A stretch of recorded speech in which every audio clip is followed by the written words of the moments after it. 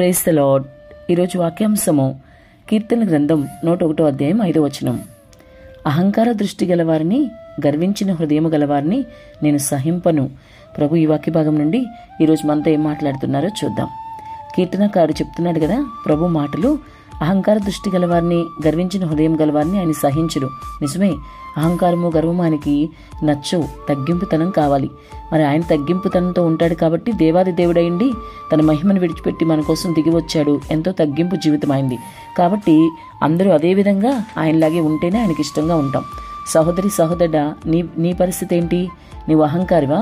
నీలో గర్వం ఉందా? అవి రెండు నీ ప్రభుకి ఇష్టం లేదని నీకు తెలుస్తుందా? నీ ప్రభుకి ఇష్టమైన విధంగానే నీవు జీవిస్తున్నావా?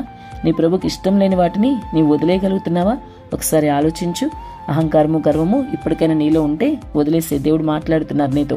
ఈ వాక్యం నీ వద్దకు వస్తుందంటే దేవుడు నీతో మాట్లాడుతున్నారు కాబట్టి నువ్వు మరి సరి చేసుకోవాల్సిన అవసరం ఉంది. నీ అహంకారము గర్వమే నిన్ను పాతాళానికి తొక్కేస్తాయని నీవు గుర్తెరుగు. నీ ప్రభు వలె నీవు అన్ని విషయాల్లో కూడా నెమ్మదితో సాత్వికంగా ఉండాలని ఆయన నుండి కోరుకుంటున్నాడు. ప్రభుకి ఇష్టం లేకుండా నీవు జీవిస్తే అది నీకే నష్టమని నీవు గ్రహించి ఇక మీదటైనా వాక్యానుసారంగా జీవించు. నీలో ఉన్న గర్వము అహంకారాన్ని బట్టి అనేకులు క్రీస్తులోనికి రాలేకపోతారు.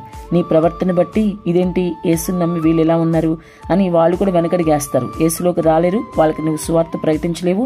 ఎన్నటికీ వాళ్ళ ఆత్మను రక్షించలేవు. దేవుడికి ఇష్టడుగా ఉండలేవు.